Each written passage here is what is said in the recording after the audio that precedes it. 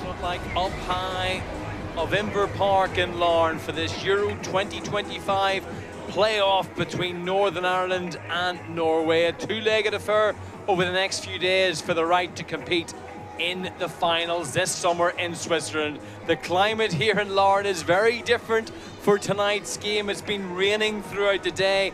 The players are wrapped up though, have made their way out of their dressing room. The star-studded Norwegian side alongside Northern Ireland, very much the underdogs for this game, but that may well be something that Tanya Oxtoby has been wanting her players to embrace throughout the week. They know how difficult a task it's going to be against one of the world's top sides, but they are dreaming of more major tournament football this summer. A 4G playing surface here at Larne as Simone McGill leads out the side.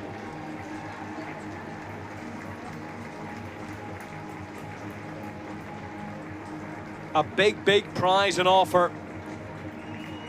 Northern Ireland, of course, defeating Croatia with that last gasp winner last month. Very different story for the Norwegians, who cruised past Albania, winning 14-0 on aggregate. Those fans believe, the players believe. Can they turn that dream into reality across the next 180 minutes of international football?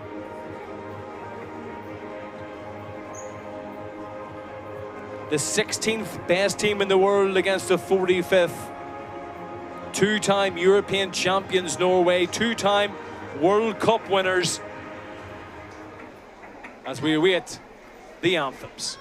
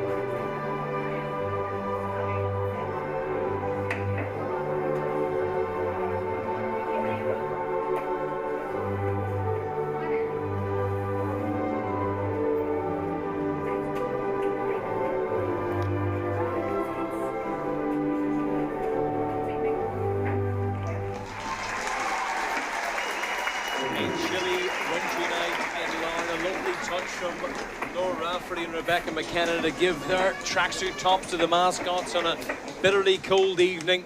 Let's look at the two team lineups. Four survivors from the last game between these two sides in 2022 in the home team.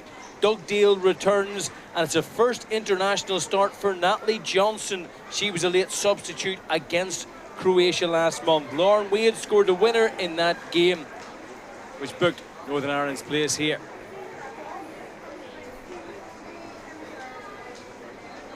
Match referee is from Croatia, the side that Northern Ireland defeated in that round one encounter.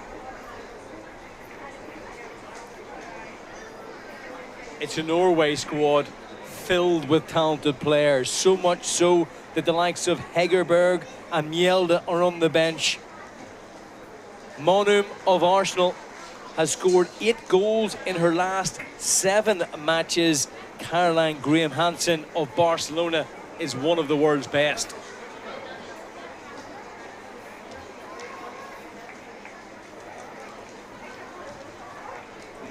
Cara Hamilton, unfortunately out injured for this game, alongside me in the commentary box. A massive task on paper. What do you expect from Northern Ireland in this game to try and make sure that there's something to play for next week? Listen, it's going to have to be a perfect performance from Northern Ireland tonight. It's going to have to be an awful lot better defensively than it was against Croatia. Yes, that was a far more open game, and a game that Northern Ireland went out to win and expected to win. So their approach will be a lot different to that Croatia game. But Northern Ireland are going to have to be at their absolute best defensively. Going to have to work tirelessly, and we're going to have to see if the physical levels can match this Norway side for a full 90 minutes. Is it a case of trying to frustrate Norway in many ways? Absolutely. It's about being tactical, being smart, and I think especially with such a young side, do you have that those sort of characteristics that can kind of get amongst that Norway side and just unsettle them a little bit? And I think you have to do things like that to kind of get in their heads, and the more you can do that early on, the more that will unsettle them and start to frustrate them. Obviously we just saw the team graphic there. That is supplied to you, if you like. It normally bears no resemblance to how the sides will play. How do you feel Northern Ireland are going to play in this game? I feel as though you can probably start to see it as they line up. It will look more like a back 5 than a 4. Natalie Johnson playing as a right wing back and Rachel Dugdale playing as a left wing back. I think they'll opt for more of a double pivot in midfield with Brenna McPartlin and Jolie Andrews both kind of sitting in front of the back 5. And then we'll try and release Jolie Andrews as and when we find ourselves in comfortable possession, and try and get up to support Simone McGill, who we know will work tirelessly for this team and has had to do so on so many occasions as a lone striker. How big a night is it for Natalie Johnson? Obviously had that massive interception on her own goal line, and also a block in that cameo against Croatia, but in from the beginning is a different prospect. What do you expect from her? It's a huge amount of trust that Tanya has put in Natalie Johnson, but someone who has worked extremely hard over this last year or so. When Tanya first came into the job, she spoke to Nat Johnson and said, just keep doing what you're doing. And Natalie Johnson, I know her very well as a club teammate. She works so hard as the ultimate professional and has reaped the rewards of playing extremely well for club. She's a mature player, and I don't think a game like this will faze her. How surprised are you that Norway are in this position? Because many people would view them as one of the world's top sides and didn't expect them to go through the playoff route. Absolutely. This is a team that you expect shouldn't find themselves in a playoff. Just shows you just what this new format can kind of do for teams, and maybe it can be a little bit of a more difficult route in ways, and it can give teams like ourselves a bit more of an opportunity. Caroline Graham Hansen, who we've already mentioned, a superstar in the game. Many people feel that she should well have a Ballon d'Or herself. Hegenberg obviously has one, but given her performances for Barcelona and for Norway, prolific for both of them, and the ominous sign is that she has scored 9 of her 47 international goals against Northern Ireland in just 7 encounters. Quite the prospect.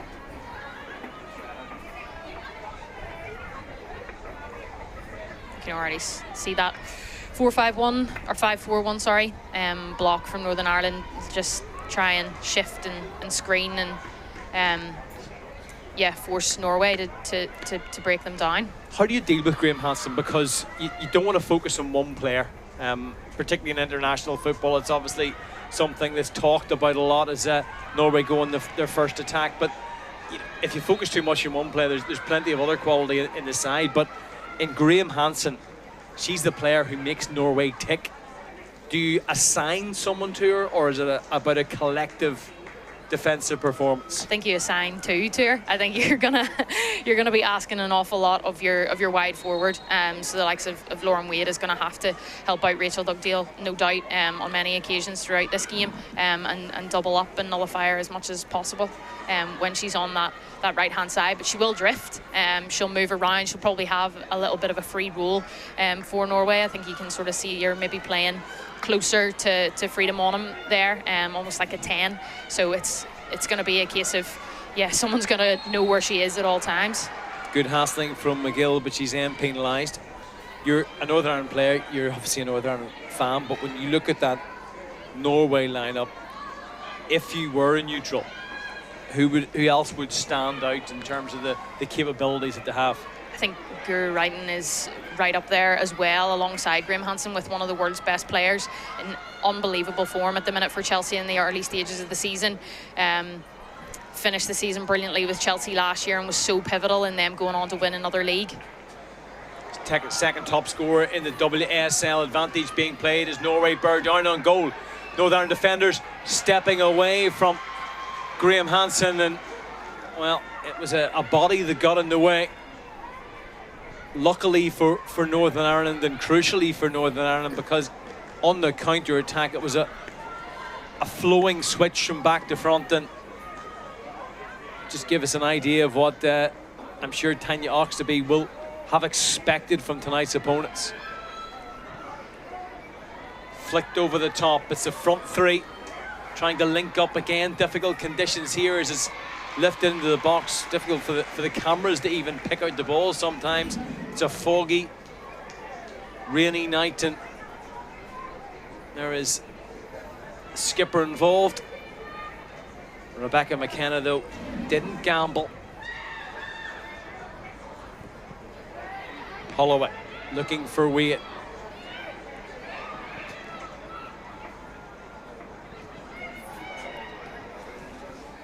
Worked nicely to Engen.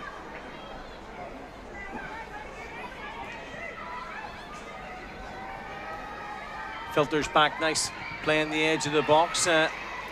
Graham Hansen has another go on goal. That's the second time she's fired an effort towards Jackie Burns, but the second time a defender's got in the way. This is a lot better though from the home side.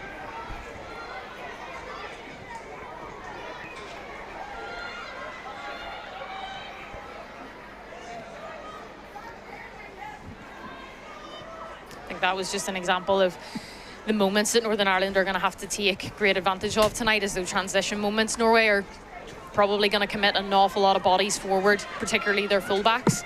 They're going to bomb on and try and support the attack, so that space is going to be there for Maxwell, likes of Lauren Wade, to try and utilise their pace to get forward. But they've really got to be tidy whenever they get into those positions. They're not going to get very many opportunities, and not very many clear-cut opportunities like that. So it's going to be a case of being clinical whenever you get those moments and not being as wasteful as maybe Danielle Maxwell was on that occasion.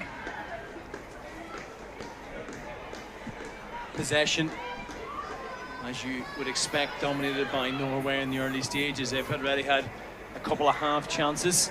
Nicely worked towards the central figure and Sivik. Then in towards the 6-yard box, and it's Graham Hansen with the opening goal of the game all alone.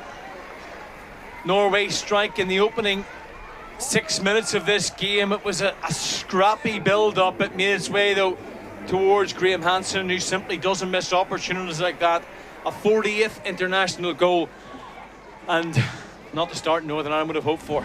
No, and I think it really spelled danger at the beginning whenever the ball gets played down the line. Rachel Dugdale jumps out and the ball she gets played around, and then you're in a great crossing position. But once they're in that crossing position, it's all about your box dominance. It's, are you covering the right areas? Are you matching runs? And you cannot allow Graham Hansen to find herself in that sort of space. There's two bodies there, both picking up probably one player there, and Graham Hansen's there unchallenged. And the frustrating thing from Northern Ireland's point of view will be that for all the talent and all the quality that the opposition have, it's a soft goal. It's a soft goal. It's not even a great ball into the box with an awful lot of pace. It kind of trickles in there, and you would expect to find someone on the end of it in a green shirt.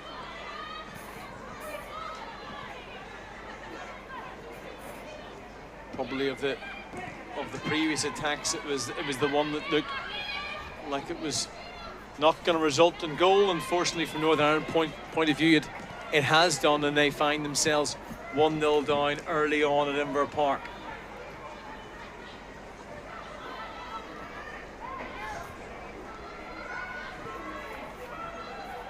Graham Hansen seems to just be given a completely free roll. She goes goalwards again, and Northern Ireland have to be careful because she picks the ball up in between the lines, and it's difficult to commit a defender or midfielder to try and shadow her, but that's the second time in that type of position she's been able to drift into the box relatively unchallenged. Yeah, look, she's just picking up those sort of half spaces in and around sort of the 18-yard box, and she can go wide and go 1v1, or she can dribble inside on her and cut in on her right foot. She can do either or. You were just seeing this replay again. It's a real simple one. Rachel Dugdale unable to match the run of the wide forward there, and I don't know whether Danielle Maxwell is even aware that Graham Hansen is coming over her shoulder. She's completely ball focused there, doesn't realise that there's a player on her shoulder there. It's not that often in the modern game that you give a player free roll, but it seems as if that is exactly what Norway do and what Barcelona do as well in terms of Graham Hansen, and it's probably also the reason why Danielle Maxwell doesn't expect one of the world's best strikers to be coming in that late from that type of position. Yeah, I mean, we've so often seen her as an out-and-out wide forward, so I think just throwing her in there and saying just play a free role, see what they do, see how Northern Ireland react to that, and they're probably maybe a little bit too rigid in their shape, and it's probably a case of, well, who does this? Who picks her up? Is it a midfielder's role? Do you commit a defender to step in? And then, like you say, that opens up pockets and that opens up space for other players to exploit.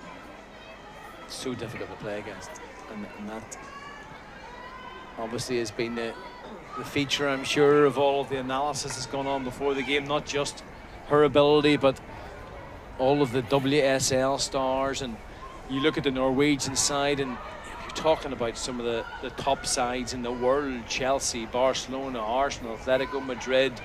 There's Savik does play domestically, but you've got Bayern Munich players in there too. You've got Brighton players as well. I mean, it's just so difficult to contend with that quality that Northern Ireland are coming up against. But that's a challenge that they face if they're to make it through to back-to-back European Championships. It is, and it's how you prepare for games like this and to come up against opposition like this. I mean, week to week, you're absolutely nowhere near those levels, both technically and also physically as well. And yeah, no matter how well you train throughout the week, you're just not used to that sort of match tempo and players who can do the things that these players can do. Here is Graham Hansen. Same type of position. It's played in towards the number 9. Savik is another effort.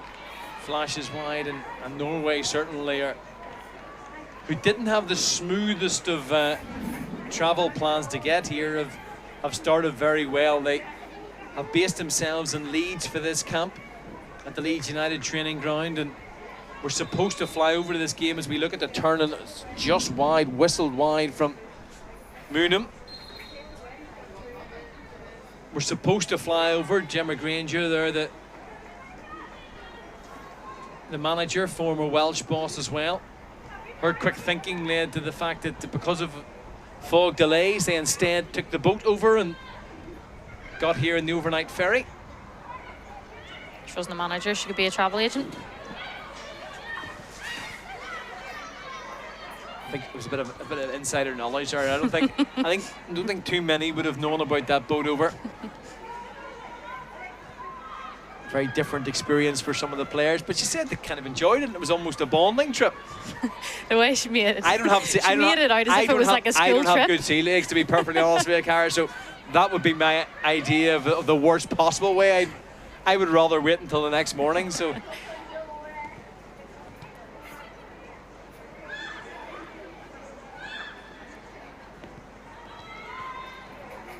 Nicely worked in midfield. It's just relentless from the Norwegians. Keep coming. It's a lovely little Ball to link up on the overlap with Vulvik. First corner kick of the game. This is where Norway have had so much success throughout their campaign over the last year, particularly strong from set pieces, and I'm sure you can see Coach Stewart standing there. He will have worked tirelessly this week, making sure that Northern Ireland are watertight from these sorts of situations.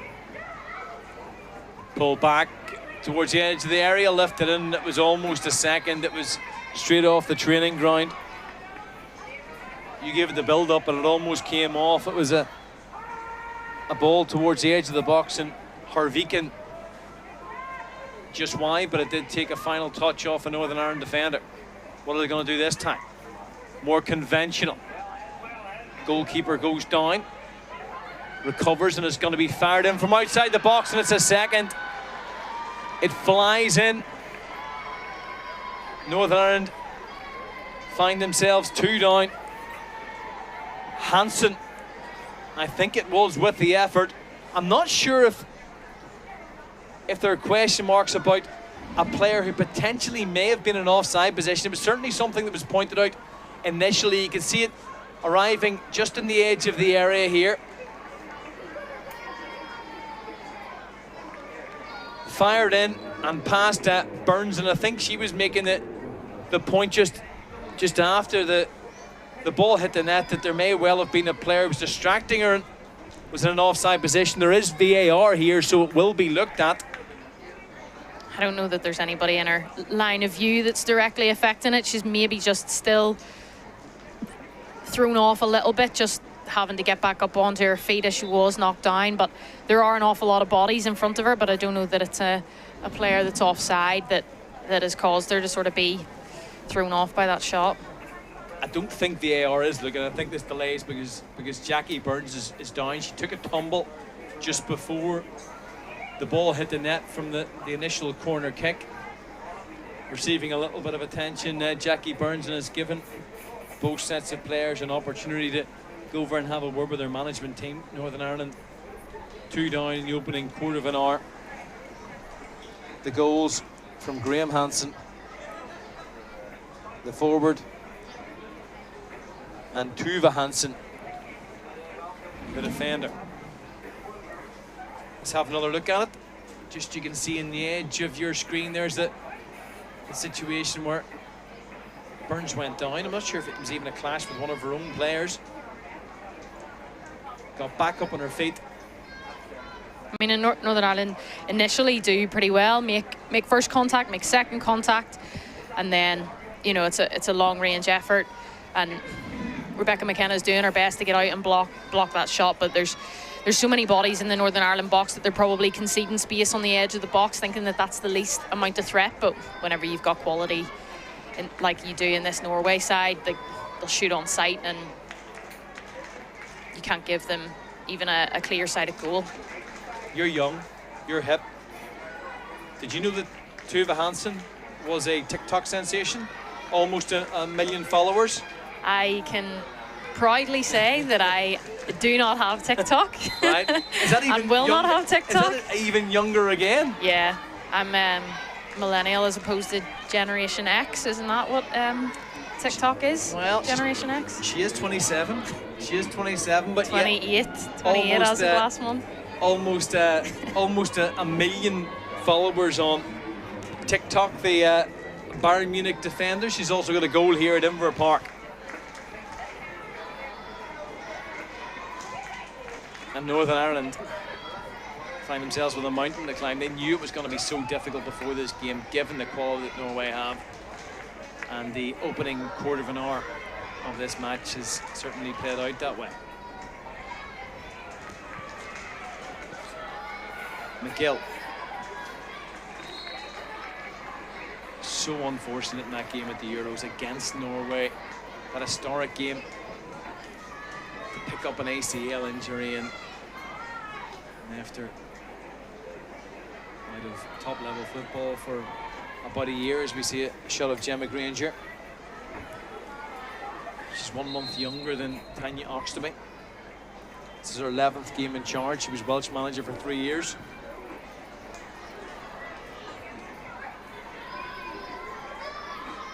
think possibly part of the reason why Norway are in this position has maybe just been that transition. Although it's a similar squad, you get a new manager, there's maybe just a little bit of an unsettlement period, and that's why Norway do find themselves in a playoff as opposed to qualifying outright. So there's probably been just a bit of a teething period for them, and now they're really starting to find their feet under the new manager.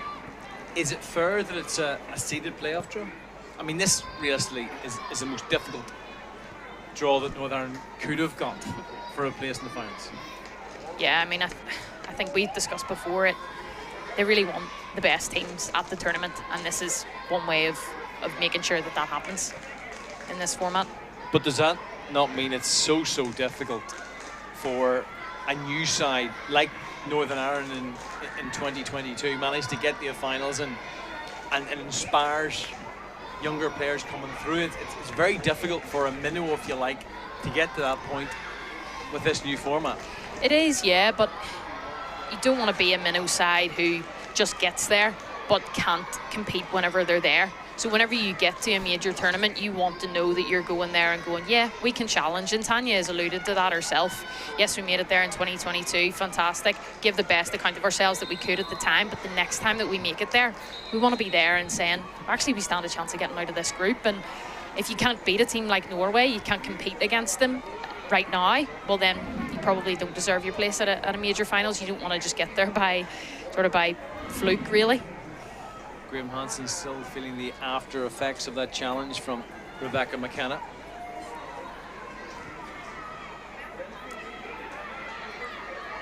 I think in all honesty, that's what I really want to see from this Northern Ireland side. Of course, I don't want players to go in and just foul people intentionally, but I think that's probably something that would really get the crowd going and just lift this Northern Ireland side, is someone putting a tackle in on the likes of Graham Hansen. Conor Bradley-esque the other exactly, night. Yes. I mean, that's what Northern Ireland has been renowned for years, is that physicality. And you think of the likes of Sarah McFadden sliding in and putting in those sorts of tackles. It really gets the side going, and it can unsettle teams like this. Given away by Graham Hansen before Julie Andrews lost out. I suppose the difficulty is that when you have a game plan going into a game like this against the opposition, it's always a case of, right, 15-minute spells, maybe 20-minute spells, keeping it tight, and that hasn't been the case as Norway come once more, looking for a third. They're queuing up in there, good footwork. Was it Rafferty, I think, who got in the way of that one? And Norway committing so many players forward. Not afraid to have a go, but it's been fairly relentless right from kick-off.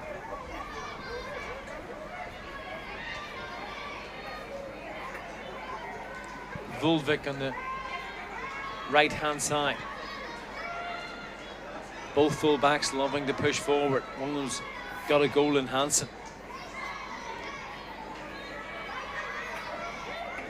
Here's Vulvik. Little nudge in the middle, and Rafferty does well to get there ahead of the Norwegian striker.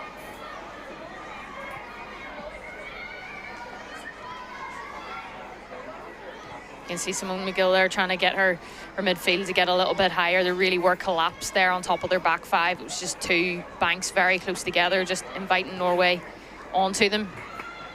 Even though there's very little space between the lines, they're still managing to get those cute combinations, those little triangles to play in and around Northern Ireland and find themselves in the box. And Laura Rafferty does well in this instance to get the block in.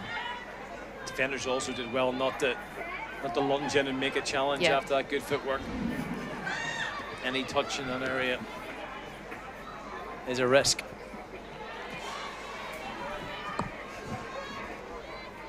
Throw in for Northern Ireland. Dugdale's going to leave it for Holloway.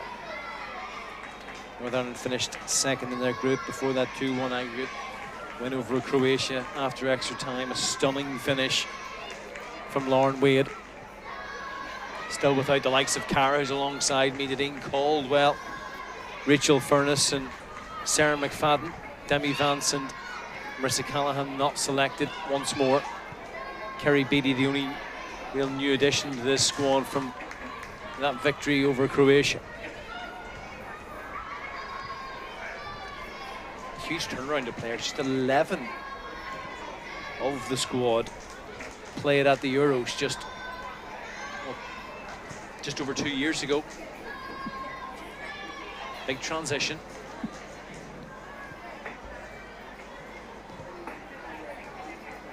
Borisa. Atletico Madrid joined from Manchester United.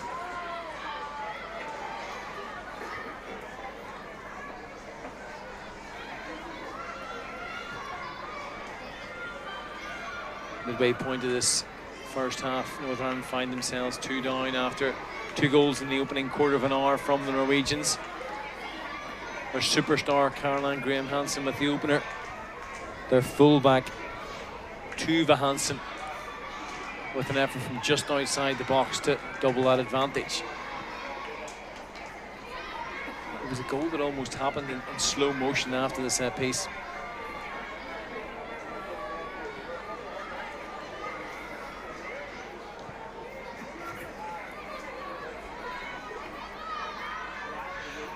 Bergsvat.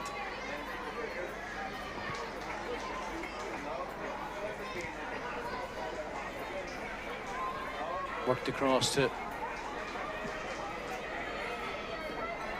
the left-hand side. Nice link-up play. Borisa involved again. Plenty of Northern Ireland bodies back there. 3 in the middle for Norway. Broken up. And here comes McPartland. Had a little glance up, but didn't really have anything at all to aim at. And it's McGill who then brings it forward, unfortunately for her. The final touch was off the striker. I'm not sure if it's a sign that I'm getting old, but the numbers are very difficult to make out in the Norwegian shirts, aren't they? It is, yeah. I think that design does make it difficult.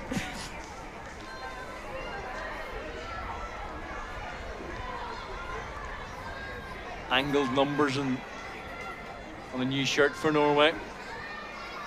Northern Ireland sticking with the tried and trusted white numbers and a green background.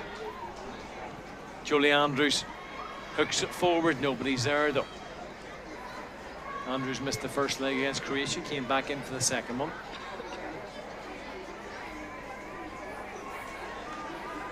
When you compare these squads and compare the history of these 2 teams, it makes that victory all the more remarkable. 13 years ago, Northern Ireland were 3-1 winners at Mourneview Park. Here's Graham Hansen again, loves to take up this position, decides to try and squeeze it into the near post and manages it. 2 for Caroline Graham Hansen. Continues that outstanding scoring record against Northern Ireland. That's now 11 in less than 7.5 matches. Northern Ireland 3 down in the opening half an hour. Graham Hansen waited and waited, knew what she wanted to do, and is now just one off half a century of goals for Norway. Listen, it probably looks really simple in how they've created this goal, but you just can't take away from the quality of the likes of Graham Hansen. And I do feel as though Northern Ireland have been a little bit passive in this opening 25 minutes. I think there's a little bit of uncertainty as to whether to go tight or whether to just step off and try and hold their ground. But I think more often than not they've stepped off and they've allowed the likes of Graham Hansen, the likes of Guru Wrighton, just too much space, pay them probably too much respect, and they're allowed to just have a free rein, particularly down Northern Ireland's right-hand side. I know it sounds like a stupid comment, but do you think Graham Hansen gets the recognition she deserves in terms of the world stage, or do you feel that she should have at least won Ballon d'Or by now? Absolutely, she should have won a Ballon d'Or by now. I do feel that she's been overlooked, and I can't really understand why. Sometimes you think it's because of the club that the players play for, that maybe they're overlooked, but being at a Barcelona, that certainly wouldn't be the case. I don't know whether it's just lack of success with this national team. Often you find that the likes of your Spanish players, because they're achieving on the world stage. First effort and goal from Northern Ireland, and it's over the far side, blitzed just over the top by the Nottingham Forest defender Natalie Johnson. Would have been a stunning goal for Northern Ireland to score after conceding that third. Definitely not afraid to have a go, Natalie Johnson. She's scored some absolute crackers so far this year for Nottingham Forest. Struck it really well.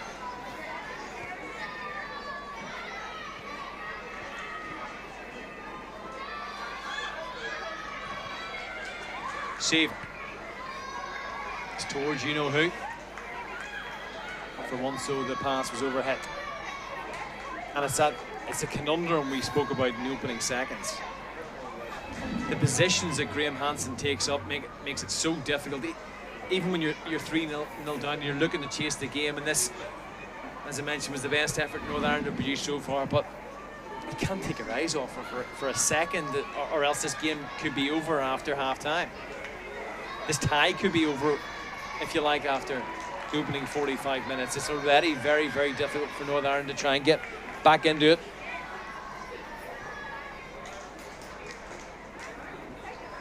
Yeah, and in this case, it's a case of getting to half-time and resetting and trying to figure out how we solve the problems at half-time. You just don't want it to be any more going into half-time right now, so it's a 15-minute block where you're going to have to get your head down and work extremely hard to not concede any more soft goals. Let's be honest as well, Norway are ruthless. When you look at some of the scorelines that they put up, 14-0 they defeated Albania over 2 legs, 9-0 in the home encounter, and they score so many goals, and particularly in the second half, maybe when the opposition have frustrated them and start to get a little bit tired. They're a team that go for the jugular absolutely every time. Yeah, and that's what we alluded to slightly earlier as well, is just the gap probably in those physical levels. Yes, technically you realise that this team is well above you. There's a gulf in class there, but it's whether you can match them physically as well, and that's why in those latter stages they do just... McGill does really well. Sorry to cut it on top of you. It's a good counter-attack from Northern Ireland as Maxwell has options outside her and Andrews unable to find your teammate, though just for a second, Cara, it looked like the three-pronged attack of Maxwell, McGill and Andrews was going to make something happen in the final third. Yeah, it did well to find Danielle Maxwell. She found herself in space towards this left-hand side, and I think maybe she could have carried it a little bit more, but it's probably just a confidence thing. She hasn't seen an awful lot of the ball, and probably just the stage that the game has got to. Hasn't seen a lot of possession. Does she really have the belief in herself that she can go and hurt this Norway side? Just a glimpse as well of the quality that Simone McGill has when she does manage to get the ball at her feet. Absolutely, she can create an attack out of nothing. Her hold-up play is some of the best that I've seen, and even that pass there, just the speed of it, the pace of it to get there ahead of her marker. Yeah. And a lot of the time she has 2 defenders to deal with. Yeah, she operates in such tight spaces, uses her body extremely well.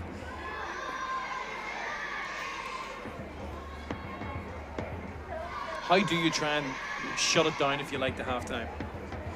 I think that probably, like I said just slightly earlier, need to try and be more aggressive in that block. Whenever you're in a block, you just want to try and sometimes focus on being organised and shifting, and at times you've just got to go and get tight and put a challenge in. It's not about sometimes defending space. You've just got to go and be more aggressive and try and stop these players turning, stop them creating those overloads, those 2v1s. You've just got to go and try and, like I said, be a little bit more physical and aggressive and in their face. I don't feel as though the tempo of the game is what Northern Ireland are struggling with right now, because I don't feel as though Norway are playing at an extremely high tempo. I think you used the word passive. Yeah. And that probably sums it up perfectly in terms of the way the first half hour is going from Northern Ireland's point of view.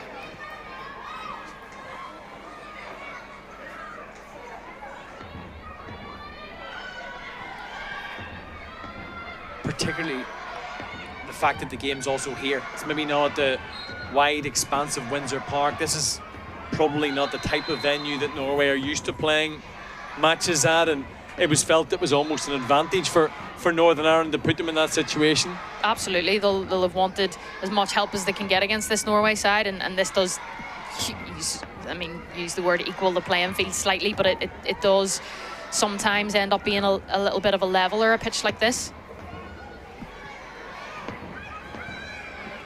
Another attack. It was so close to another goal. It was Saivik.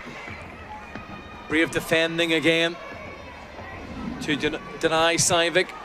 Yeah, but again, once again, it's come from Graham Hansen picking up a much deeper position this time, but she creates the attack. She's the one who's influencing it all. And again, too much space inside the box. Rebecca Holloway does well to get the block in, reads the ball well, but can we get there and actually close them down and stop them having the shot at all?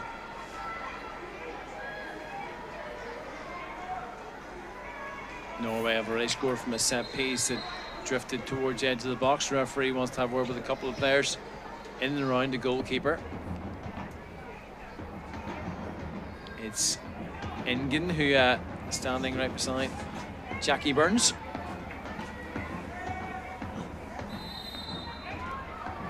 Got to be super strong from this set piece now. Make sure you win first contact.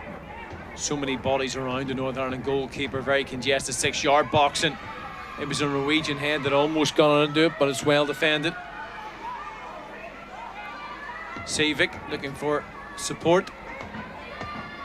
Back helping out though was Danielle Maxwell. Engen.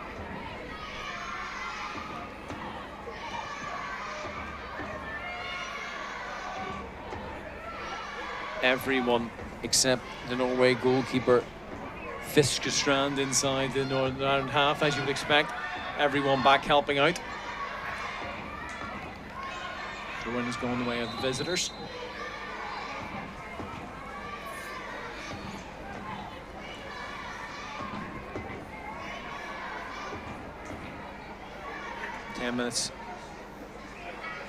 Just over 10 minutes to go to half time, plus you would have thought a sizable enough amount of injury time after the stoppage earlier.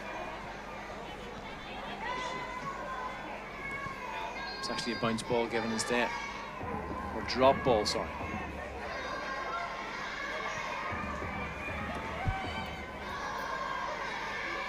Bergsvand, who is very composed at centre half, picked up by McGill.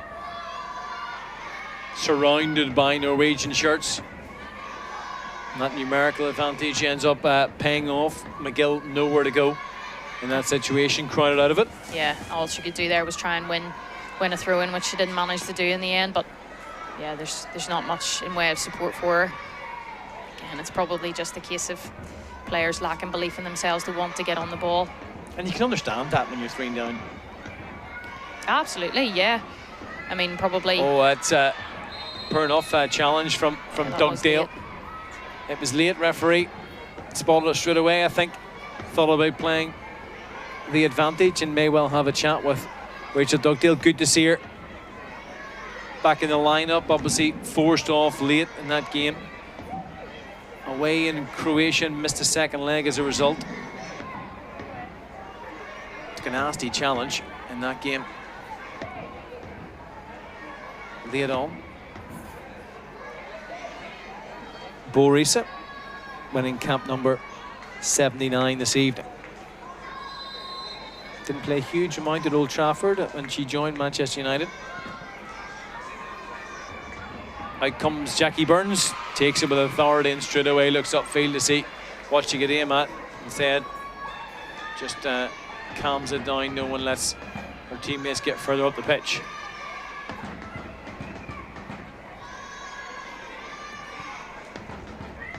McGill can't quite find Lauren Wade, who's been marked out of it so far.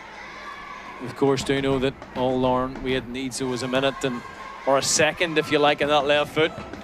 Scored some absolute stunners in her international career.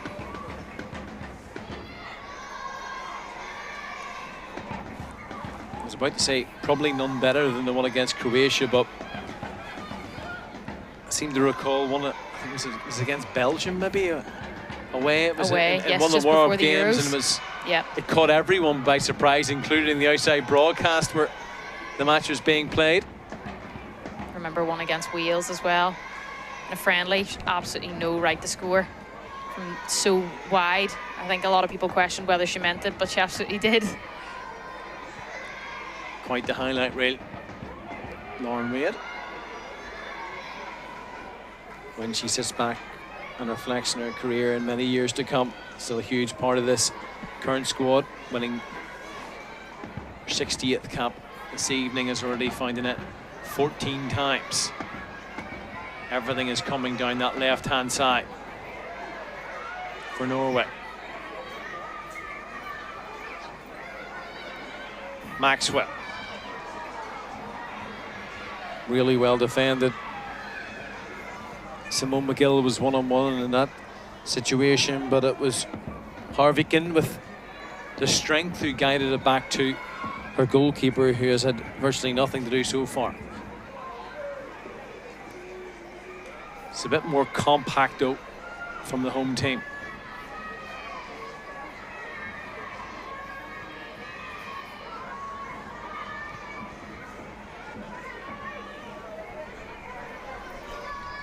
Bergschwand.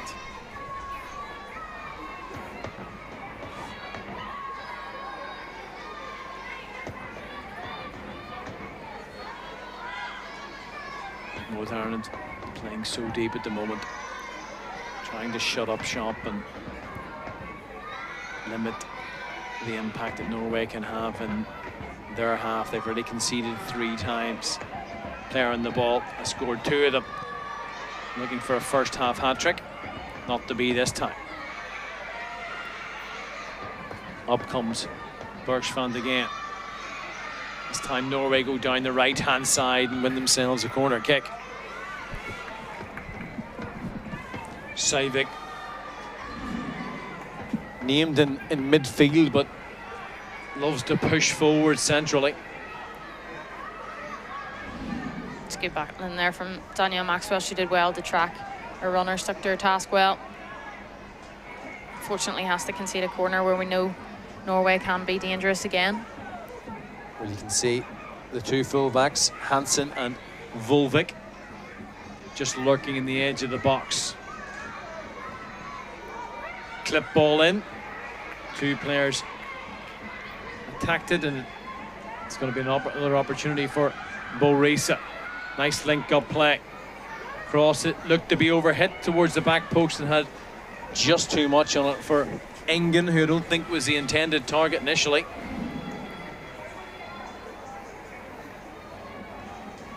Jackie Burns does well. There's a lot of bodies, like you said, in and around her. She does well to command her area and just get anything on it at all.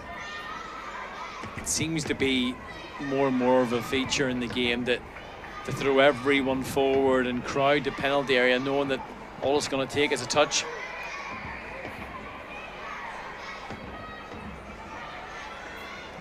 Set piece is such a huge part of international football, both in attacking and defensive sense. Yeah, something that Northern Ireland have had to work really hard on over this past year. Very poor at the beginning of the campaign, conceding a lot from set pieces, and Stuart McLaren has worked really hard with this group to try and make us a lot more solid from set pieces, which we always were historically. But yeah, it's a real simple fix a lot of the time. Volvik. Player comes out to defend, and it's away by Johnson.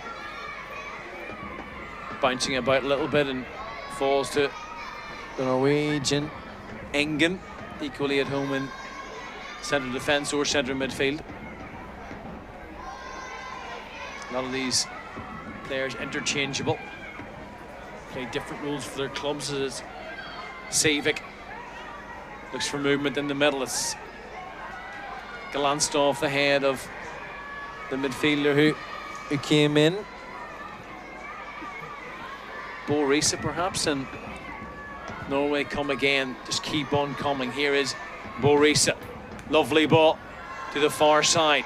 Northern Ireland defend to try and slow things up. Some half-hearted appeals for a handball. This is blocked by a Northern Ireland defender, but the referee right beside it.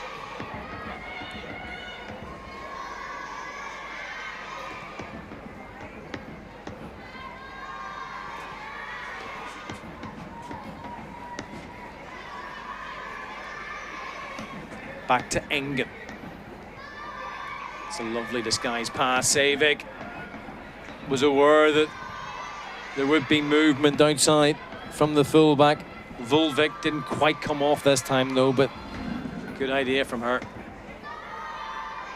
Just that little ball there from Bo Risa to Savic, really good, and you can see the acknowledgement from the fullback that almost came off.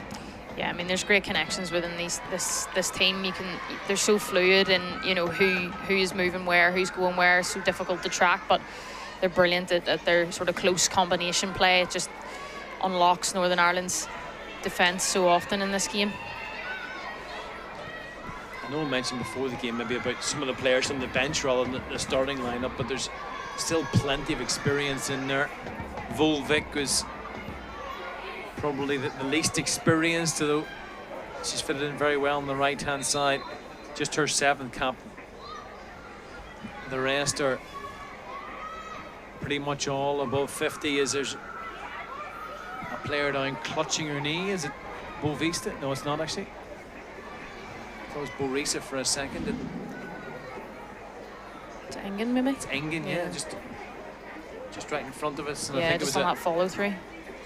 Nothing intentional, of course, from Julie Andrews as we approach half time.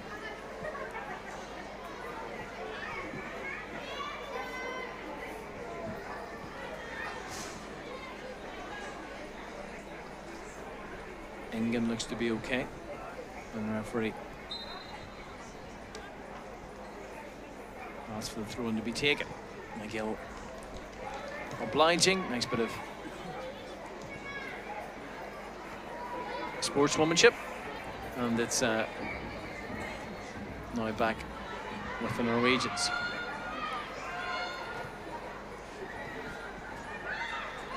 Volvic. Lovely touch there by Graham Hansen again, around the corner. Wanted it back in the middle.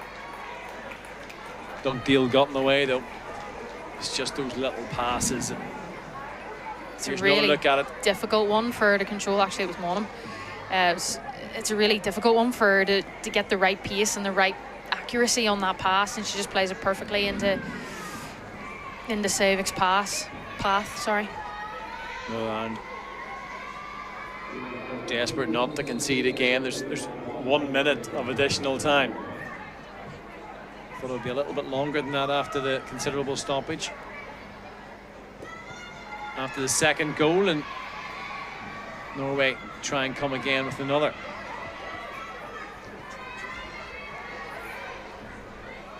Bo Risa. That's a better delivery. Better bit of defensive work as well, though. Holloway got her head on it, and Northern Ireland survived the initial attack, but Lauren Wade gets it away straight to an opposition player in Volvic. They just keep on coming. Who did that come off last? Corner kick, Norway. It is relentless, just like it has been from the word go. Just Cara. about doing enough, yep. Don't quite clear their lines of 3 or 4 opportunities where there's maybe a little bit of contact, but not enough to fully clear it. Unconvincing from Rebecca Holloway there. It is a difficult one to deal with as it's coming down, but just giving them more opportunities time after time to just come and attack and have another attempt on goal, possibly.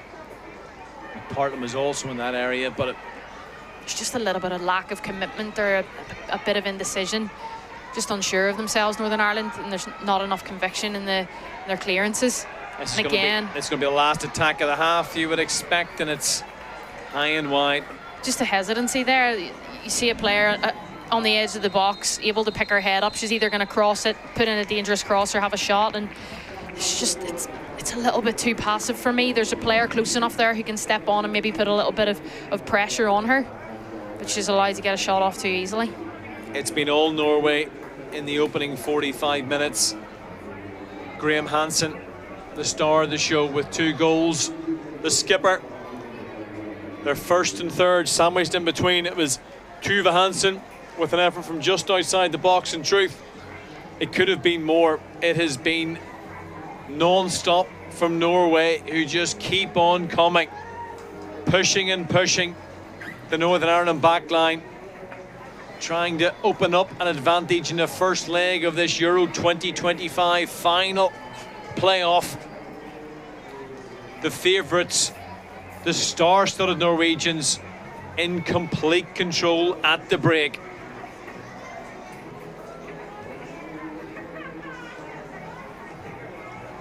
Half-time scoreline here at Inver Park. It is Northern Ireland 0, Norway 3.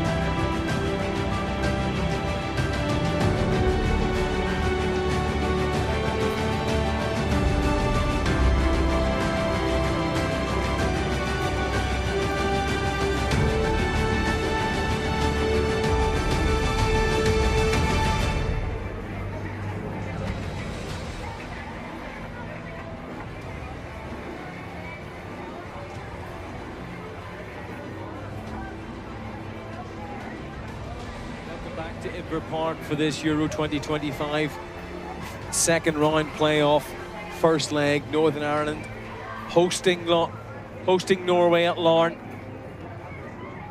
Norway coasting in the first half, 3-0 to the good so far. Ranked 16th in the world.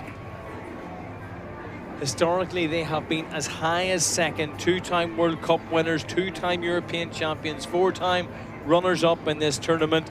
They've played in every Euro since 1987, and even at this stage look on course to qualify again this summer in Switzerland. Simone McGill trying to gee up the Northern Ireland players, the home side skipper. There's Graham Hansen. And there has been, I think, a change at the break. Chloe McCarran coming on for the second half. She'll sit in that midfield area. Yeah, she'll just slot in alongside Brenna McPartlin and try and get Julie Andrews a little bit higher in that more preferred position, that 8-10 role that she likes to be in. I think they've gone to a 4-4-2 maybe with Lauren Wade and Simone McGill. Danielle Maxwell making way. Or more like a 4-1-4-1. We'll see how it unfolds, but definitely trying to get Julie Andrews a little bit higher, and Chloe McCarran will occupy that pivot role alongside Brenna. I'm sure it would have been a stunned dressing room as we had challenges Engen, the midfielder. It's probably the one thing maybe lacking from Northern Ireland in that first half. A little bit of bite, a little bit of tenacity. Trying to make things uncomfortable for the opposition. Trying to make the most of being at home and everything that goes with that. Absolutely. You know, if you're going to get anything out of this tie, it's probably most of the work is going to be done in this home leg. And yeah, when you're in familiar surroundings, you're not in an intimidating environment, which I'm sure it will be more likely to be on Tuesday night whenever they have a full stadium. You know, this is where you want to try and make your mark and try and get in their faces a little bit. And I think you really need some leaders to step up in this second half now and really drive Northern Ireland on. How difficult is it being in a dressing room against some of these top sides when you look at the players they've got and you look at the clubs they're playing for, you know, throughout Europe, some of the very best. There is still a huge gulf for Northern Ireland to try and close, but if you're playing international football and you're representing your country at that level, it must be a very difficult place to be sometimes. It is. You can almost feel, you know, defeated before you've even started, and you know, you don't want to sort of sit and go, well they play for this club and this and that, and you know, you can almost sort of talk your way out of it before you've even set foot onto the pitch. But in another way, you can see it as an absolute opportunity, and a challenge, and I'm an absolute no one in comparison, but I'm going to go and take the game to this player. And I'm going to say to Caroline Graham Hansen, as difficult as it is, you're not getting past me tonight. You know, you look at someone like liken it to Conor Bradley against Kylian Mbappe the other night. You know, he had absolutely no fear. It doesn't matter who he was. You know, he wasn't willing to back down to the challenge, and I think we can see a little bit more bite and energy in Northern Ireland at the start of the second half. Wade tries to play into the middle, and it's almost a perfect night for Conor Bradley, of course. Liverpool winning against Real Madrid, that crunching challenge in the first half that many people feel was probably the turning point in the game in terms of the way it got the crowd on Liverpool's side and just set the tone for what was to come.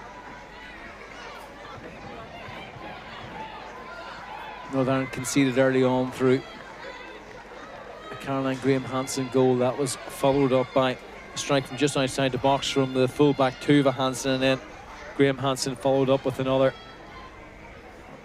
Gemma Granger, I'm sure, will have been very content with that opening 45 minutes.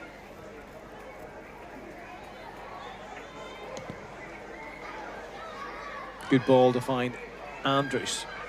McGill can't quite get turned, and then it's McPartlin who looks for Wade.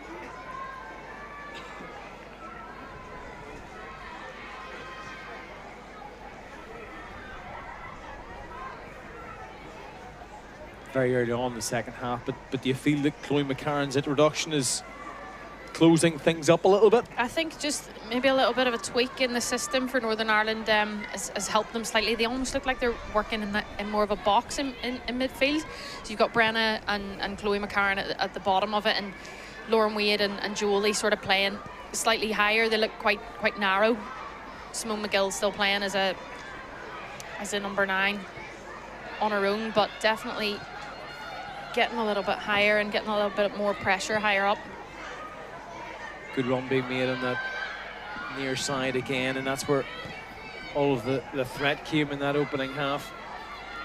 Down this left-hand side of Norway. Hansen, the full-back, and up ahead it's Wright. Someone you spoke about in the very early stages about her quality, and she has been a massive threat against Northern Ireland in the past. 5 goals in 5 games against Northern Ireland for the 30-year-old, edging towards 100 caps. Little flick doesn't quite work out, but then Hansen got a toe in. Graham Hansen. So graceful in possession, so skillful on the ball. Cuts inside. Still, Graham Hansen just slightly overran it, actually. Well closed down, though, by the Northern Ireland defender who came across to help out Natalie Johnson. Here's Hansen, though. Scored the second goal. Pass was just too heavy. Northern Ireland's under-19s are in action in Spain in a qualifying tournament. Gail Redmond, of course, over that side. It's brought 20 players over, a really useful experience for them. Defeated in their opener against Spain, but in terms of introducing players to the senior side, it has been a bit of a conveyor belt. You look at the likes of Kerry Halliday, of course, who's now a permanent fixture with the seniors. So important at underage level, bringing players through, identifying talent, and Northern Ireland will hope to unearth a few gems in that camp. I know they will be watching tonight. Good luck in their coming encounters over in Murcia, where no doubt the weather is a little bit nicer than it is here.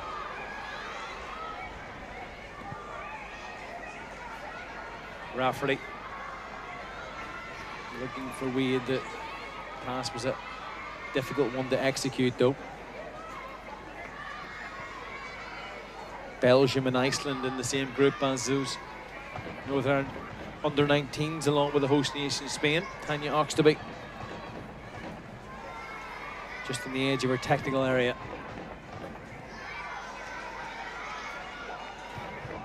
Applauding that little exchange of passes in the midfield third.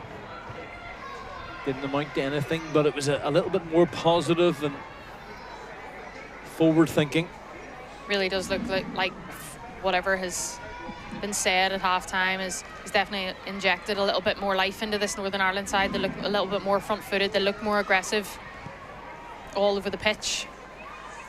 And I think you made that point after half an hour. It was just about getting to the break, maybe resetting and assessing things and looking at ways they could try and close down Norway and try and make their lives more difficult, and also offer an attacking threat themselves, because particularly in open 45 minutes, Simone McGill looks so isolated. Yeah, look, whenever you're 3-0 down, these players realistically know, like against the side like Norway across 2 legs, that this tie is all but done already. But you don't want to go out with a whimper. You want to know that you've given the best account of yourself as possible, especially in front of your own fans. But yeah, they've got to, step it up. They'll know that performance wasn't good enough. They'll have been disappointed, but you can certainly rectify it and really play for the shirt in the second half. Right, and can't get in the end of that ball. Very tall, athletic Norwegian side. She's probably the player who maybe doesn't fit into that mold, but makes up for it with the quality that she possesses. Such an important player for this side. It's already been mentioned, but Hegerberg on the bench. Lots of other attacking threats as well. Ildusoy, another who I'm sure a lot of our viewers will be familiar with. And mentioned Kerry Halliday a second ago. Looks like she's going to come on soon. She's got the tracksuit top off and looks ready for action. And just as I say that, she puts a bib on. That you know what? That sums it up. Commentator's curse just keeps on striking. But I am confident we will see her at some point. We will. I think she's maybe just a little bit too eager to get on the pitch before she's read her rules on set pieces. You can't go onto the pitch not knowing where you're meant to be. You're really being nice, Carrie. You're really trying to just cushion the blow a little bit.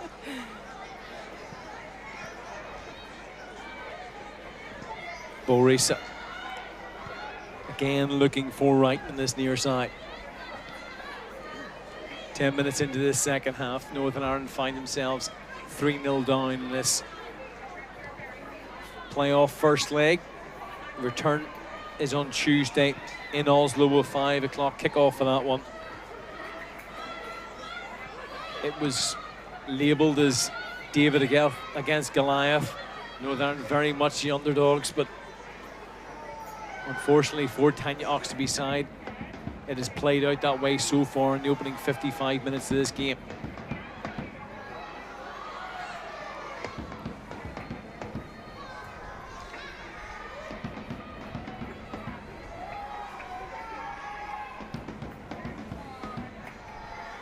Good movement from Savic.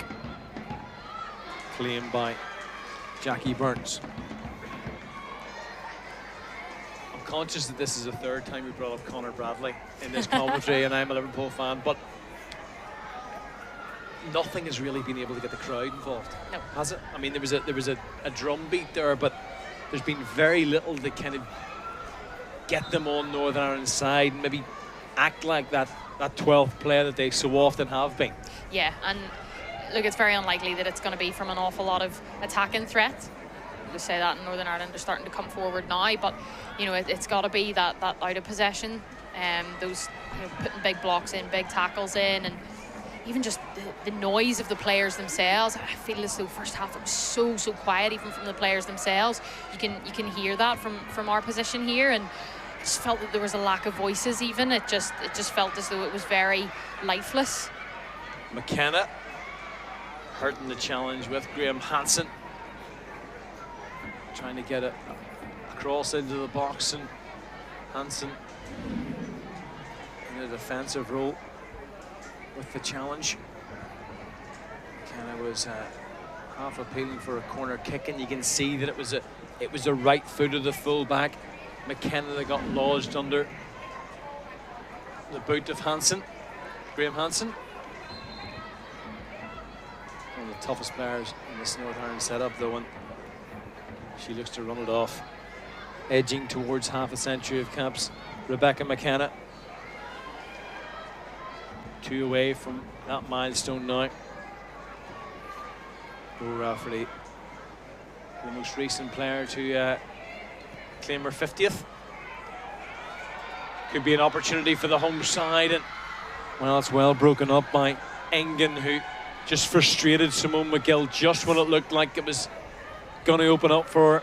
Just didn't quite break for her the way the ball fell there. I really thought it was going to fall nicely for her, but you see Julie Andrews showing that little bit more bravery, just asking the question of Norway, who have had it all too easy, really, particularly for their deep lying midfielders. They've been able to be comfortable on the ball, dictate play at their own pace, and just that one jump from Julie Andrews just unsettled them a little bit, and that's more of what Northern Ireland need to do in the second half.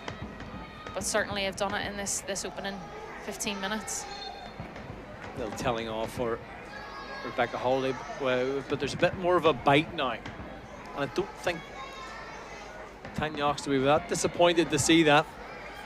No, that's one thing that it's probably the first thing that Tanya would say that she expects of her team is aggression. That's what you want from a Tanya Oxtoby side. That's what you expect. Lifted forward, Rafferty guides it back to Burns. It was good defending from Rafferty, who was well aware where Monaghan was. Really good, excellent strength. I mean, Frida Monaghan's not an easy player to hold off, and Rafferty does really well to use her body. And she had to be careful as well that it wasn't too obvious. Absolutely. And she didn't try and grab a shirt at any point, but she marshalled the ball back to Burns, and it's been a lot better defensively since the break in this quarter of an hour of the second half. Again, like I said, I think that's down to the change in shape. They were just a flat four, just trying to screen, and they were just constantly collapsing further and further and further onto their back five. And now you're seeing Lauren Wade and Jolie Andrews get a bit of pressure a little bit more higher up, and then wing backs like Natalie Johnson and Rachel Dugdale being a little bit more aggressive and allowed the opportunity to step out. Wrighton plays it in.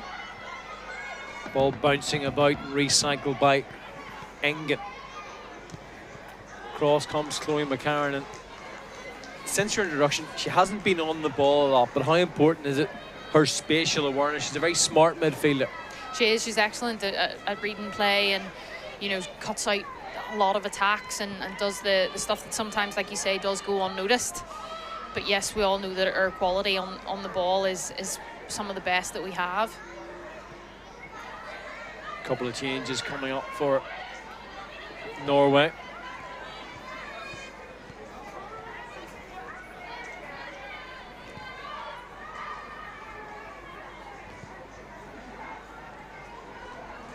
Wade picks it up after the miscue from Bergsfan.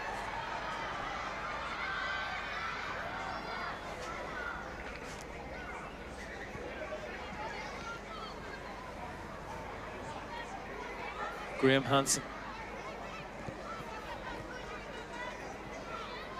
Tuva Hansen, the two goal scorers combining. There's going to be time for the change. Northern Ireland also getting ready to make one themselves. On comes a superstar of the game, Ada Hegerberg, a former Ballon d'Or winner, replacing number 9, Savic. And also about to be introduced is Lund.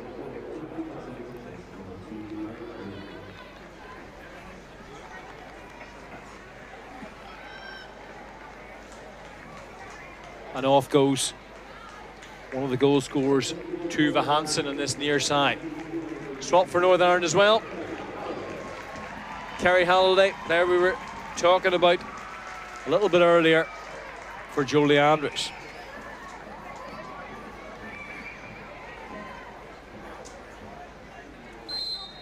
So Hegerberg on 49 international goals.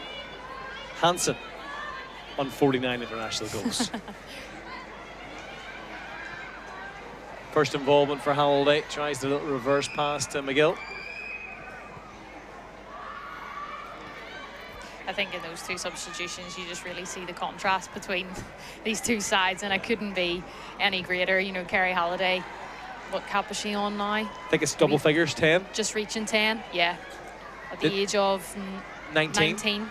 Yeah, and you've Ada Hegerberg there, who's played in numerous finals, Champions League winner, Ballon d'Or winner. Do you want me to run through 6 in her last 6? Go for it. This is the most 236 goals in 231 games for Lyon. Staggering. It's not as if you're playing in an easy league. Playing for Lyon, amongst some of the best players. A superstar, had a long spell out of the international game, and then came back. Was it just before the Euros, I think? Didn't play in qualifying, then played in the finals. And yeah, I just thought she would come back for the game against us. Thanks very much, Ada. And then goes back up top alongside Graham Hansen. Almost 100 international goals between them.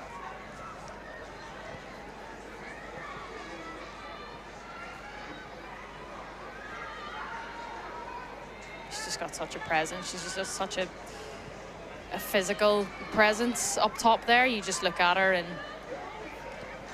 well, you can see so intimidating even to look at. Laura Rafferty's just glancing around every half second or so, trying to stay as tight as possible. Hegerberg's 29 now, but you can't take her eyes off her for a second, given that prolific goal-scoring record that she has.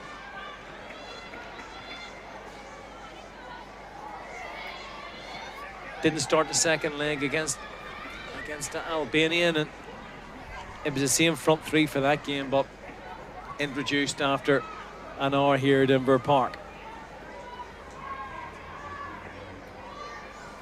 Confirmation of those subs.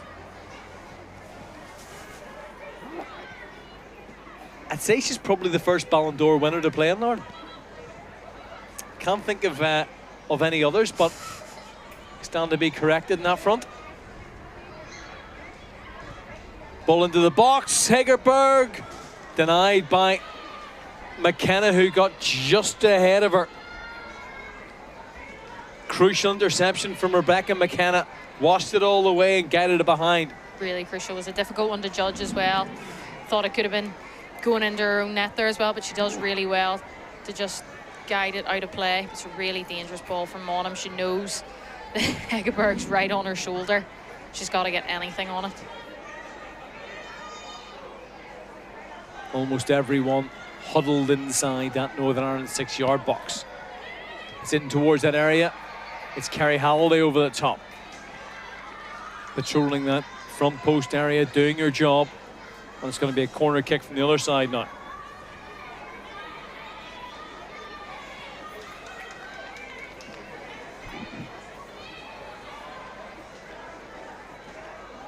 Minutes of this second half, Northern Ireland have stood tall. 3 down at the break. Playing in that danger area, dropped by the goalkeeper, who's going to get there, forced goalwards. It has gone in. I think it was actually the defender who got the final touch, Bergsfand. And given the amount of bodies in there, it was always going to be difficult when the ball spilled. It's her 7th international goal for the Brighton player. I think she got the final touch. Let's have another look at it. So many bodies in there, and it makes it so difficult. 2 or 3 on the line, and yes, it was the centre half who bundled it over. Yeah, it's a good delivery, but it's one that Jackie Burns, you'd expect her to deal with, and I think from then on it probably does just spell danger for Northern Ireland. Most of the players aren't quite sure where the ball has dropped, and it's Norway who react the quickest. Even the presence of Hegerberg in there, and the height right on top of the goalkeeper, and Bergsfand also alongside Burns made it so difficult for her. And, well, there have been plenty of good parts about the opening 15 minutes of the second half, but Northern Ireland now find themselves 4 goals down, and it is a goal kick, much to the annoyance of Simone McGill and supporters as well. They felt the final touch was off Harviken, the defender, but not to be. Yeah, just at this point you want anything to just go your way. And I think you, in your first sentence tonight, you said it had to be the perfect performance for Northern Ireland to stand any chance at all, and probably with respect an off night for Norway. Yeah. It hasn't been either. No, it hasn't. There have been individual errors, just like that last goal there. It was far too easy for Norway in the first half. I did expect a more aggressive approach from Northern Ireland. Yes, not too crazy. I thought they would be, slightly conservative given the opposition, but if they had started the first half the way that they've started the second half, I think it would have been a much different story at this point. Yes, I think Norway's class would have told in the end, but you just start to think the longer you can hold them, how do they react? How do they respond to that?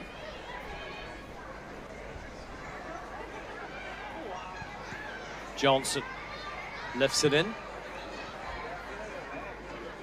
Headed away, but good pressure then put on in a combination of Halliday and McCarron, 2 of those substitutes, frustrating Norwayans. Bit more pressure up the pitch now.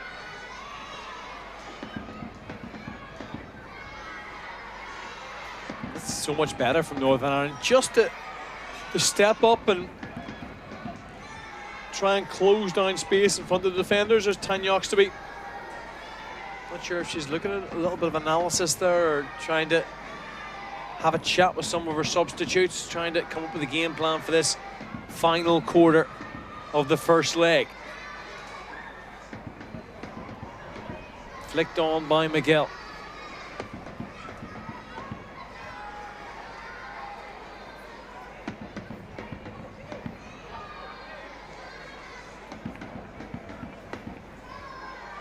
I feel it's going to be a long 20 minutes. You look at Norway's performances and the fact that they do tend to turn the screw late in matches, try to make the most of their physical fitness and big game mentality. Yeah, and I think the fact that this Norway side will not have wanted to be in this position, not expected to be in a playoff. They'll know that they're a team that shouldn't on paper be in this situation, and they're going to make sure that they show that they actually will go to the Euros next year and make a statement and compete. Are they a team capable of winning? I still think that they are, yeah. I think there's been a lot of questions over the last number of years as to why they've been so disappointing, and I think there was a lot of a lot of disruption within the camp. I think there was a lot of players that weren't happy.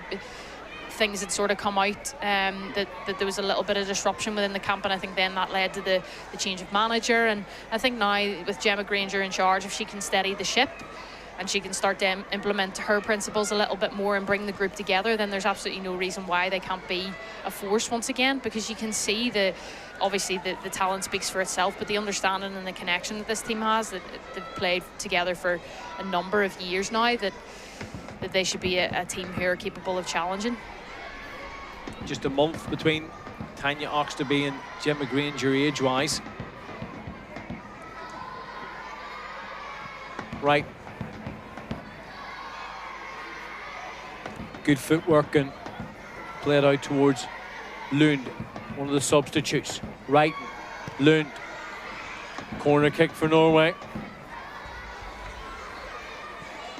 And there was probably an element at Euro 2022, when they were in the same group as Northern Ireland, Austria and England, that there was a heavy 8-0 defeat in that group, and it was almost kind of, it started a little bit of a free fall for Norway after having gone into the tournament as one of the favourites. Not qualifying from the group, Austria going through. Wasn't in the script for them.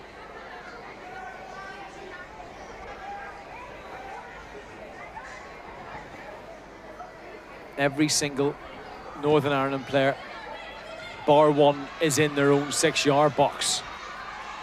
Another dangerous delivery right on top of the goalkeeper. This time Jackie Burns does just about enough. Played in again. Burns comes, gets a fist on it, and it should be hammered clear by Halliday, but there's nobody further up the pitch, and I suppose that's the danger. Graham Hansen plays it backwards, and Norway been patient when they needed to be. They've been ruthless when required.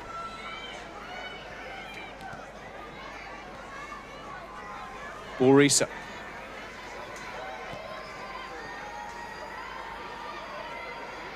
Then a cross effort, goal, took a deflection and into the hands. Monum.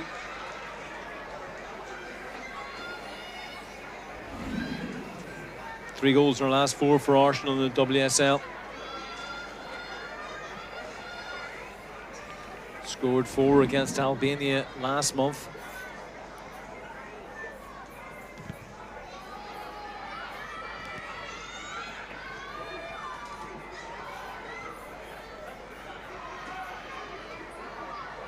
Miguel still fighting and scrapping for every single ball. Involved again, trying to link up with Wade. Has won it back, but the whistle sounds. Another double switch coming up. Shelland is one of the players coming on, as is Ildusoy.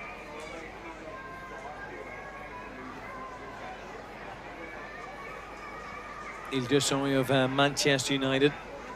Did have spells with Spurs and Paris Saint-Germain as well, the 23-year-old. Schelland of Wolfsburg in Germany. Predominantly plays as a defensive midfielder. Wonder, will Gemma Granger have one eye in the second leg and just trying to assess her options. And at this point, it's you couldn't see anyone else coming out on top over the two legs.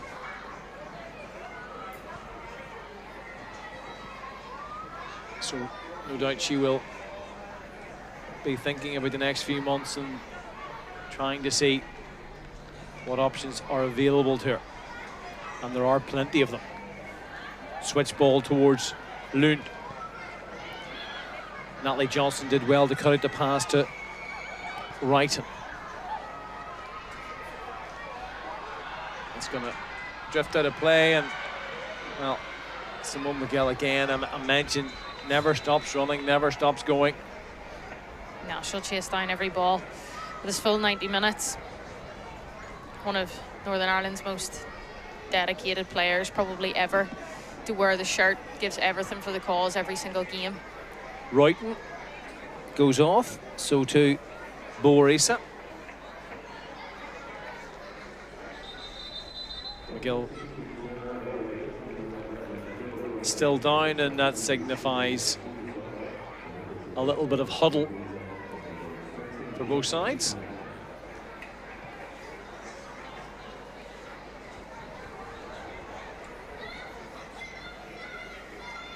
Chance to have a chat ahead of the closing quarter of an hour.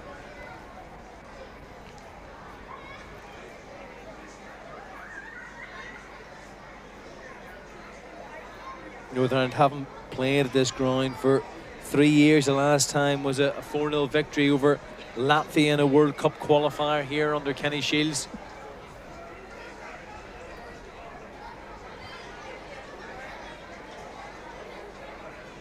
So far, it is the same scoreline. This time, though, for the opposition.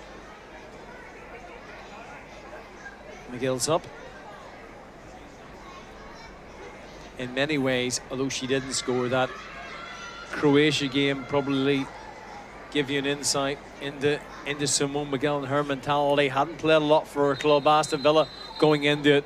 She certainly didn't want to come off in that match, even though her body was telling her to. No, everything in the lead up to that game, everything in her recovery was geared towards those two games. Yes, she wanted to be back for her club, but I know more than anything, she wanted to be pulling on the green shirt, and especially to be pulling on the armband for the first time. We know how much that meant to her and to her family, and you know, she set that in her mind as soon as she knew she was injured. She said that she wanted to be back for those two games, and she met that target and more. And yeah, I think her mind was willing, but her body was probably just giving out on her a little bit in those last two games. Sorry, I think I said Aston Villa, of course, meant Birmingham City, having made the switch. You don't want to get that one mixed up in that city, given the rivalry between those two clubs. She is now played on both sides of the divide.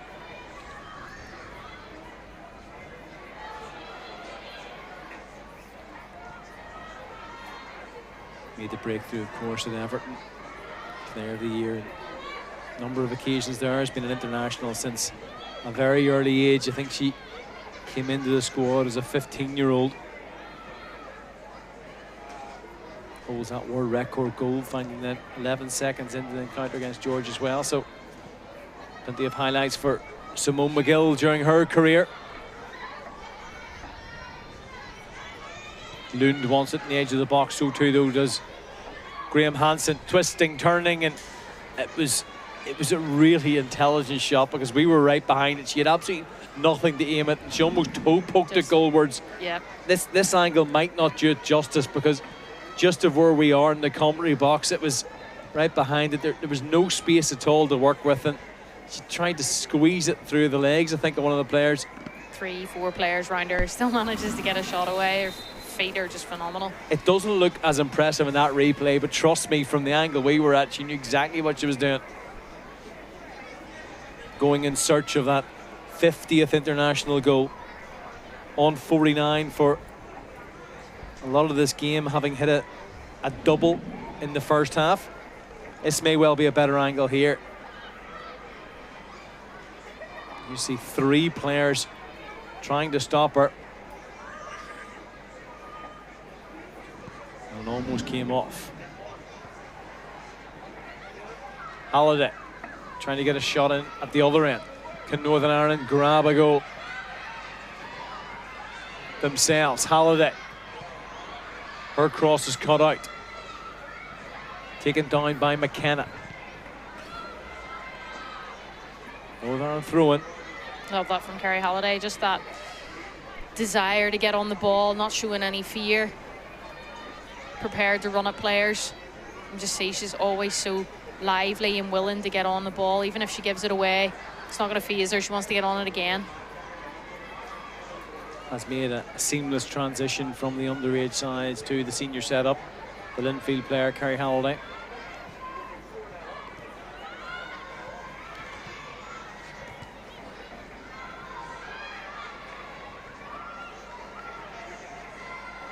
Start to see a bit of a relationship developing between herself and Simone McGill. Starting to get that little bit of an understanding as Kerry just plays off her more and more. They'll start to link up. You've no doubt that'll become a partnership in the next few years. So, which is ironic probably, because I'm sure Simone McGill is a player that Kerry Halliday grew up wanting to be in many ways. Absolutely. Options outside. 2 in the middle. Hegerberg, the main target. Drifts through though. To Monaghan. Shifted across again to the right hand side. There's an overlapping fullback.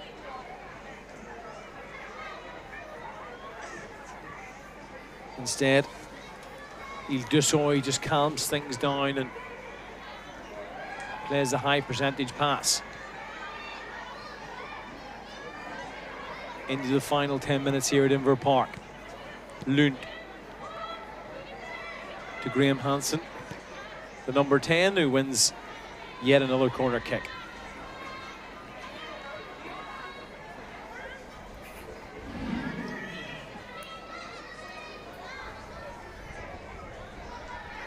We've seen flashes of her, of course, in the second half. Any player with her quality is still going to have moments, but it's definitely not had as much joy as she did and as much space as she did in the first half. And that's credit to Northern Ireland for being that little bit more aggressive and stepping onto her and asking the question of her, like, you know, can you beat me? Not stepping off and showing her that same respect. Hegerberg a little bit frustrated with that effort on goal. Felt it was a better opportunity than she took advantage of, although it was well defended by McPartland. Change coming up for the home side, and it's Lauren Maid who makes way for Megan Bell on the pitch for the final couple of minutes. Goes into that midfield area. Pushes Kerry Halliday a little bit further up the field.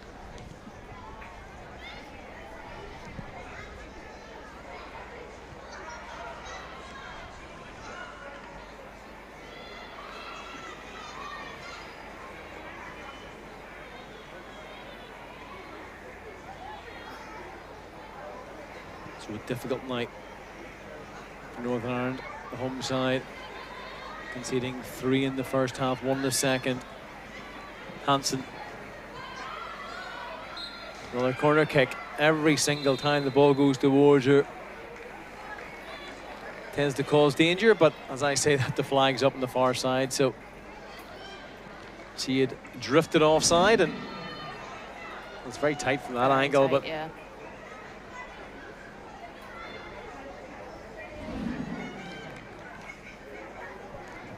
From that angle it's looked on, but I don't think it's going to have too much of a bearing on the game. Graham Hansen, 29 now, over 100 caps. Made her debut 13 years ago.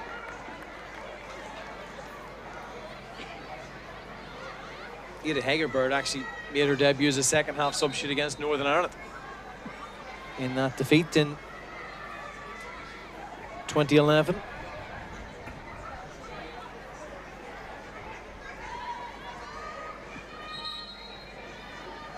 Megan Bell just pushed back.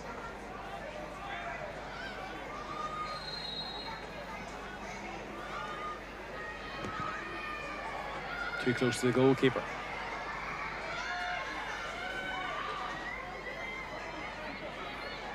Lund, one of the second half substitutes for the visitors, lifts it forward towards Hegerberg. Touch was a decent one, but because of the two Northern Ireland players around her, gave her no space to work with at all, and it was good link-up play between that duo. Here's Bell. Can't find Halliday. Bergsvan, the scorer of Norway's fourth goal.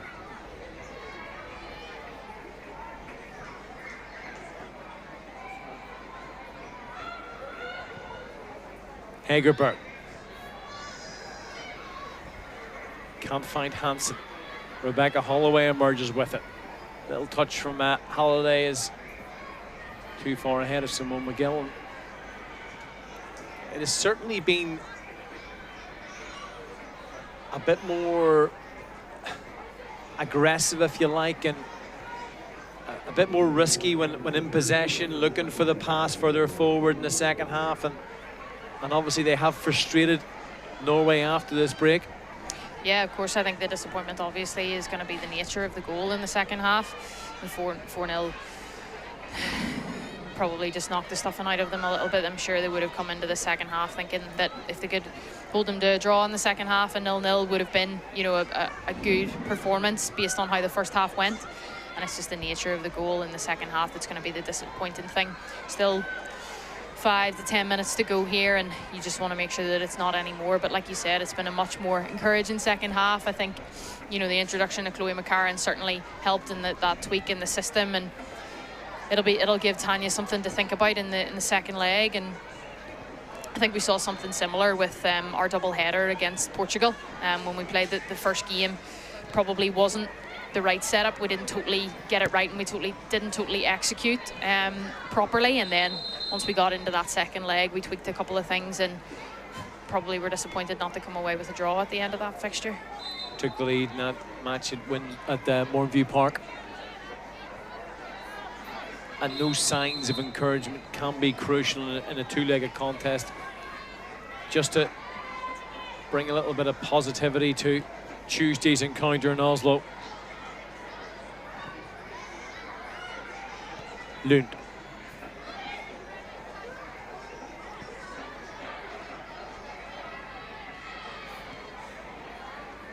You never know sometimes in football. You look at some of the score lines at late comebacks, but 4-0 is such a difficult prospect as Moonham looks for Hegerberg. Two players attacking the same ball, and I think it ricocheted off Hansen Hegerberg, and Rebecca McKenna was right in the middle of the two of them. I think Hegerberg was just blocking that because she doesn't want Graham Hansen to get the 50 first. Well, do you know, it is one of those strikers could be like that, you know. I know, like it's a lot to talk about in that situation, but everyone knows where they're at. You know, everyone knows how close they are to 50. I mean, they're not the record goal scorers of all time for Norway, but it's a big milestone. They're both the same age. Yep. I like your conspiracy theory there. That's don't know what that says about me as a player. Strikers, though, I mean, they always know where they're at in terms of goal scoring and who's challenging them.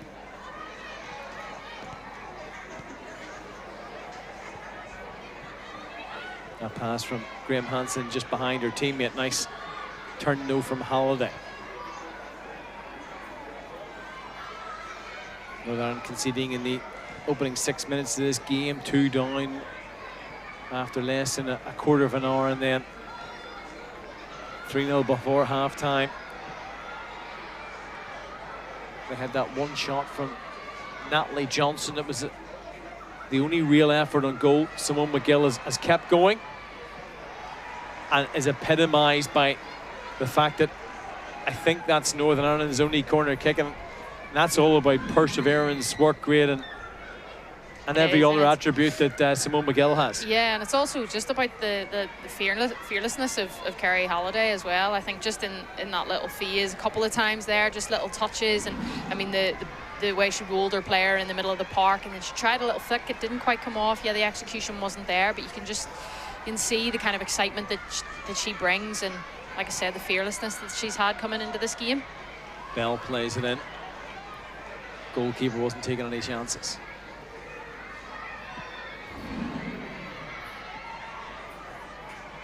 McKenna loses out to Hegerberg, and after waiting all that time for one corner kick, Northern Ireland have two in quick succession.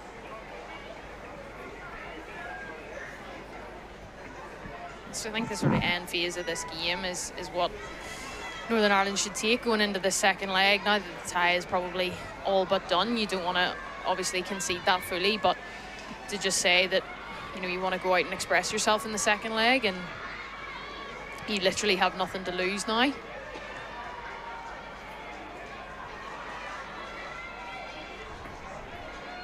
Throw in this time goes away of Norway. We are in injury time. Haven't seen the board yet. My colleague Ruby says 3 minutes. Added on.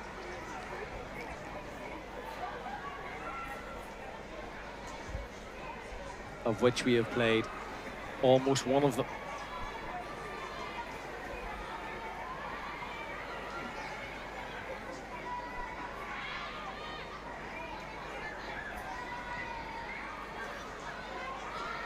Super footwork.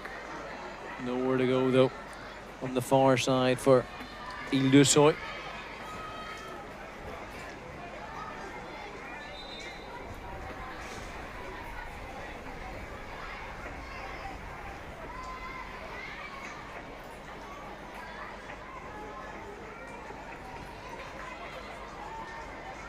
Karen introduced at half-time. Bale has a go. Felt it took a touch. Referee agrees, and it's a corner kick. And in some ways, that probably reflects the Northern Ireland approach in the second half. Definitely, more so just throwing caution to the wind. A few more attempts on goal, players looking as though they want to pick their head up and go forward. And yeah, I think that should be definitely more of their approach going into the second leg of the tie. Can they grab a consolation goal? Laura Rafferty gets a yellow for trying to rugby tackle the opposition goalkeeper. Just slowing things down, Laura Rafferty.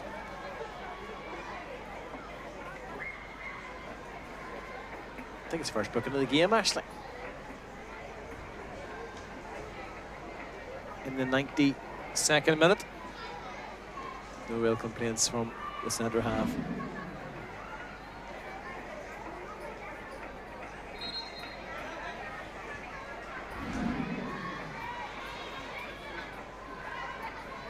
Lund.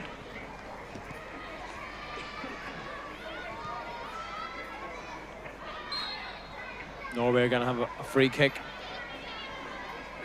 If there's still time, this is going to be the final attack of the game. In fact, referee blows it up a little bit earlier than the 3 minutes that were intended. A frustrating night for Northern Ireland. Simone McGill and her teammates. Plenty more positives in the second half, but the class of Graham Hansen in the first really told. Her 2 goals set up a 3-0 advantage at the break. 1 goal in the second half from the centre half. Bergsvand made sure of the victory, and in reality probably made sure of Norway's place in this summer's finals. They have 1 foot in Switzerland. Northern Ireland will take solace from the second half, but they have left themselves a mountain to climb in the second leg of this encounter against a star-studded Norwegian side. Gemma Granger will be significantly more pleased than her opposite number. Her side are halfway there. Second leg on Tuesday in Oslo.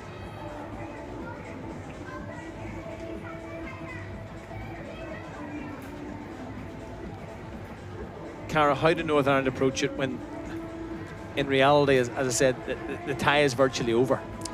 Yeah, I think you approach it and you've got to just put the scoreline aside and say we're looking for a performance in the second half, something to build on, something to go forward with, and something to make ourselves proud of. Because I think first half they will have gone in and said that wasn't us, that wasn't good enough, it wasn't aggressive enough, and it's not what you would expect from a Tanya Oxtoby side or a Northern Ireland side. And I think from what we saw in the second half, there are signs there that this team can get a little bit closer to this Norway side. Can they match them?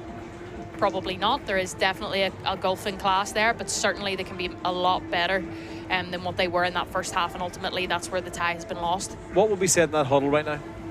I think it'll be exactly that. The second half was much, much better. And I don't know whether the coaching staff will say that they got it slightly wrong, maybe just in their setup and their approach, or whether it was a case of the players not really being confident enough, being brave enough, and being aggressive enough. But I think, yeah, Tanya will say, look, ultimately we know where we are in our journey, that this is all part of the process of learning. Ultimately, this is a League A side that we're coming up against, a team that should be at a major finals, and we're not quite at that level yet. But can we be better at what we do and what we want to do? Absolutely. Let's now look back at the goals as we see Inver Park from a bird's eye view.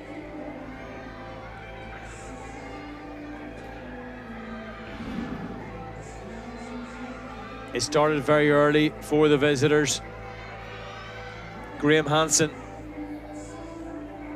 in the middle for this one. A simple finish for her that set the ball rolling for the Norwegians.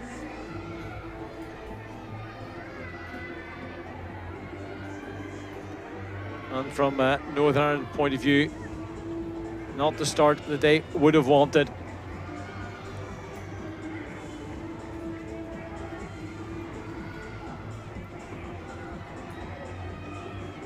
There's another look at it.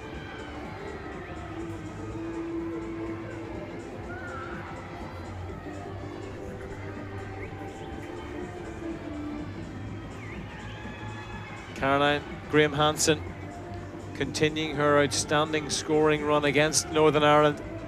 Set pieces were a threat throughout the evening for the visitors. It was the fullback Tuva Hansen who made it two, lurking in the edge of the penalty area, fired it in. Burns unsighted, and at that stage, less than 15 minutes had been played. Northern Ireland tried to contain the Norwegians, but it was fairly relentless from them and also from the player who hit the third. Graham Hansen with her second of the game, firing it past Jackie Burns at her near post. The number 10 on the cusp of 50 international goals.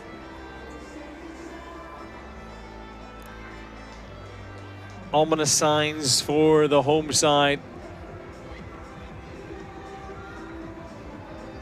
There was a change made at the break. Chloe McCarron came on. Northern Ireland looked a lot better, frustrated their opponents until this moment.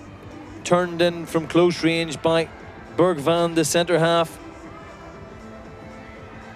So congested in the 6-yard box. That made it 4. Smiles all round from the Norwegians.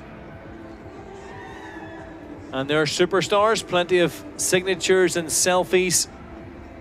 Pitch side.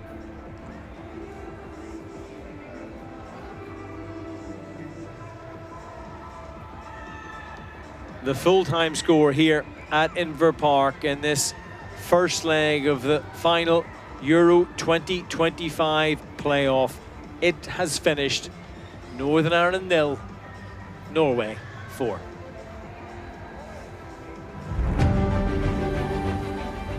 and there's more coming up on the BBC in the coming days.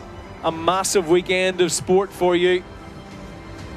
Sports Sound on air from 2 o'clock on Radio Foyle and BBC Sounds. Tomorrow, that huge encounter in Dublin. Joe Schmidt is back in town. Gavin Andrews will present full coverage on Radio Ulster and on BBC Sounds of Ireland against Australia. Can Andy Farrell sign off in style before he joins up to take charge of the Lions? On Sunday, more live football from Inver Park as the champions Larne take on Cliftonville on the iPlayer. 10-2 start for that one. And then on Monday night, a recap of the best of Paris in 2024 through the eyes of our medalists. Don't miss that one. 8:30 on Monday on BBC One, also available on the iPlayer. But it's finished here at Inver Park in this playoff first leg. Northern Ireland 0, Norway 4. Enjoy the rest of your weekend.